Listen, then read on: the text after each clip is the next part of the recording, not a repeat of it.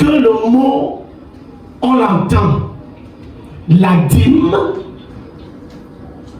c'est ce qu'on peut encore appeler la 10e partie, ou encore le 1/10. La dîme, c'est le 1/10. C'est une fraction. On dit 1/10. Donc le 1/10. Maintenant, regardez. Si on dit 2/10, est-ce que c'est encore la dîme? Si on dit 3/10, 4, 5, 6, 8, 9/10, est-ce que c'est encore la dîme? La dîme, par son essence, de façon définitionnelle, c'est le 1/10. C'est cette valeur de 1/10, c'est de cette valeur 1/10 qu'est issu ou bien tiré le nom ou le mot dîme.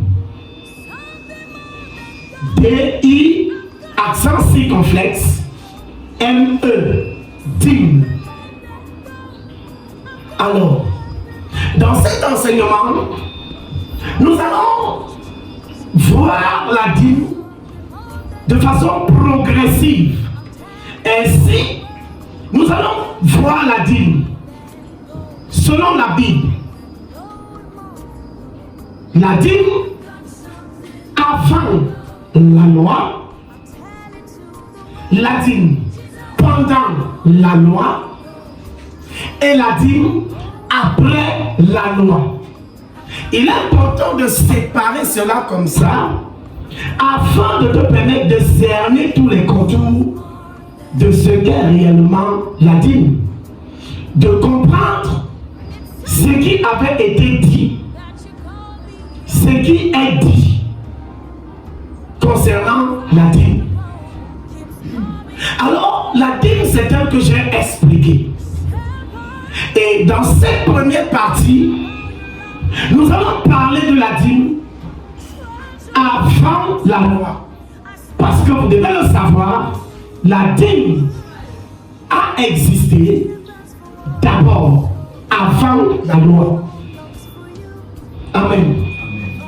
Alors, il est important de spécifier cela comme ça parce que la dîme avant la loi, sa pratique diffère de la dîme pendant la loi et qui diffère de la dîme après la loi.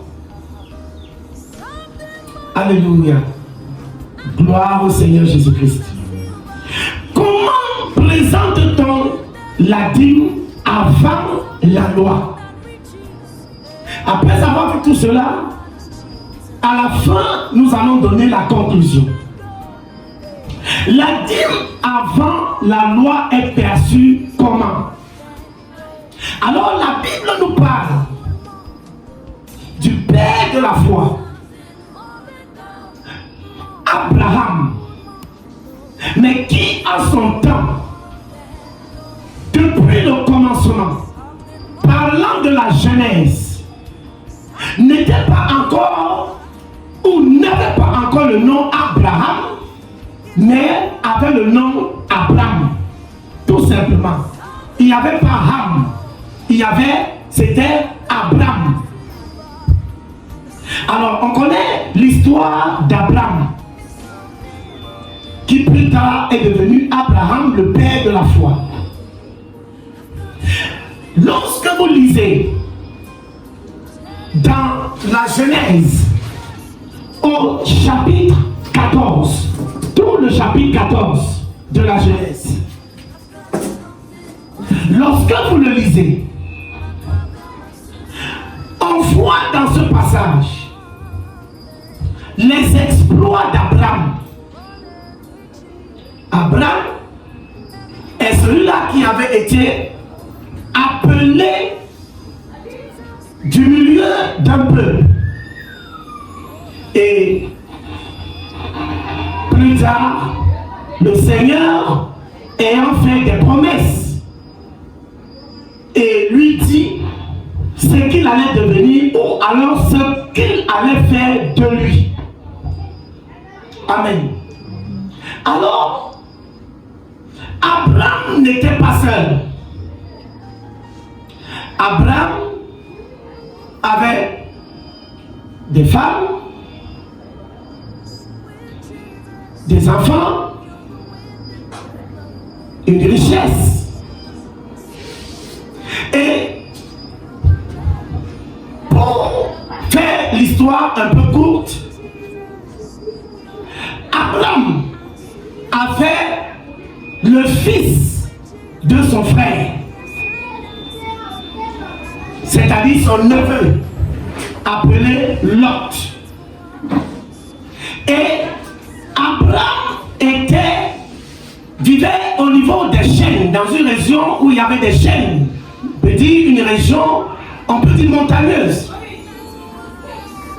Chez une de ses connaissances appelée Mamré. Et c'est pourquoi dans la Bible, vous allez entendre, on parle des chênes de Mamré. M-A-M-R-E accent aigu. Abraham, son neveu, lui, il vivait pas à Gomorrhe, mais à Sodome. Et Sodome et Gomorrhe étaient des villes presque jumelles. Dans ce sens que les pratiques qui étaient faites dans l'une étaient les mêmes dans l'autre. Et chacune de ces villes, il y en avait d'autres tout autour, était gouvernée par un roi. Et à l'époque, les rois de Sodome et Gomorrhe et les alliés ont eu à affronter d'autres rois. 4 rois réunis faisant face ou faisant affront à 5 rois. Et ils s'étaient réunis, rangés dans une région, la vallée de Siddim,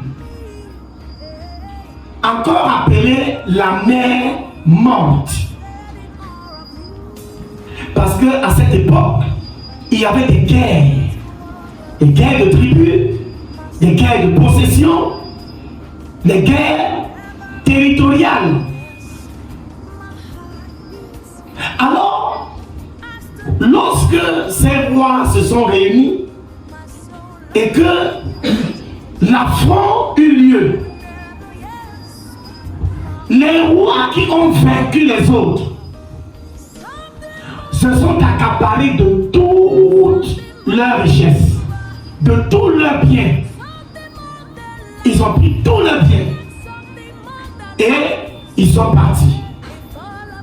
Alors qu'ils ont pris tous leurs biens après la victoire, après avoir vaincu les rois de Sodome et Gomorrhe et ayant pris toutes leurs possessions, ils sont partis.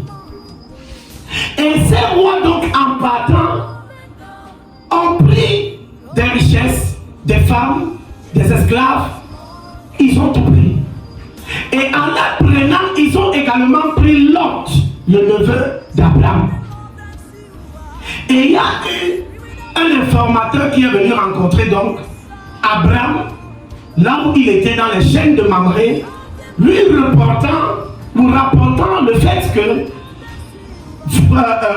son neveu également avait été pris. Abraham, lui qui était également un leader, a regardé parmi ses hommes. Il a pris 318 de ses hommes. 318. Et il s'est lancé à la poursuite de ces rois. Il les a vaincus, lui et ses hommes. Il les a pourchassés jusqu'à Damas. Et les ayant vaincus, il a récupéré tout ce qu'ils avaient pris. À son tour, il a récupéré, vous pouvez imaginer la quantité de butin qu'Abraham avait pris, qu'Abraham, autant pour moi, avait pris. Et il a ramené également son neveu.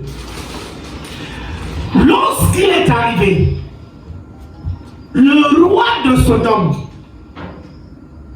est venu lui dire, gars,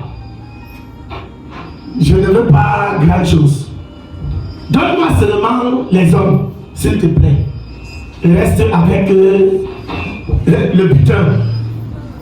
Mais Abraham lui a dit, parce que je crains Dieu, il a juré au nom de Dieu. Il lui dit, je ne prendrai rien, ni un fil de ce qui est à toi. Et il lui a tout redonné. Particulièrement ce qui lui revenait. Il y a seulement quelques alliés d'Abraham qui ont pu apprendre une part du butin